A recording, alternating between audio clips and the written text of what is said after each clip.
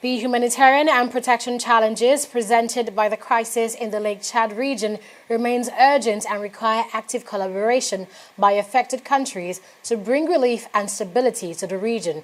Now, these were the words of Nigeria's Vice President, Professor Osinbajo, at the ministerial meeting on protection in the Lake Chad Basin and the launch of the 2019 to 2021 humanitarian response strategy for Northeast Nigeria.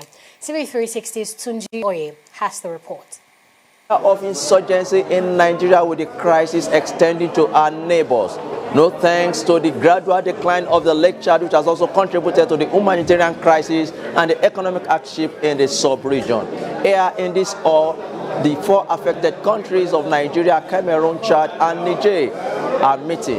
This is to launch another phase of humanitarian response strategy for the northeast of Nigeria between 2019 and 2021, and also to discuss the protection of citizens in the Lake Chad Basin.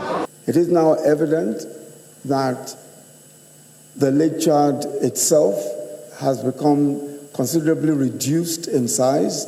It's about a tenth of its former size. And of course, the implications of that for all of the economic activity around the Lake Chad.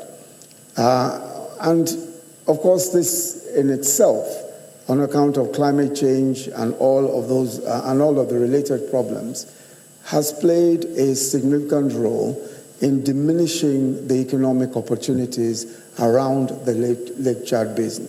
So many of those who live around there are simply adrift and largely impoverished.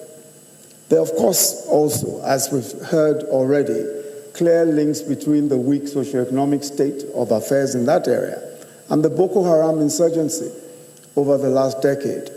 As part of what has become a vicious cycle, the insurgency itself has worsened economic conditions through the destruction of lives and property, the disruption of livelihoods, and a catastrophic humanitarian crisis. I would like to express my heartfelt solidarity with the population in Nigeria, Cameroon, Chad, and Nigeria, who have been directly or indirectly affected by the Boko Haram crisis, which is now in its 10th year. This conflict has imposed untold suffering on millions of people, including women and children. Within a climate of insecurity and complete impunity, human rights violations, including sexual and gender-based violence, are systematically committed while communities are being destroyed with a negative impact on development. This document is a collaborative effort between the government of Nigeria and our development partners. It is aimed at ameliorating the sufferings of the people of the Northeast caused by an insurgency that has resulted in widespread humanitarian crisis, impacting negatively on the lives of millions of Nigerians. About $100 million has been spent so far in the last 3 years by international donor community to address humanitarian challenges in the Northeast. But this figure seems not enough to end hunger and diseases in the affected areas.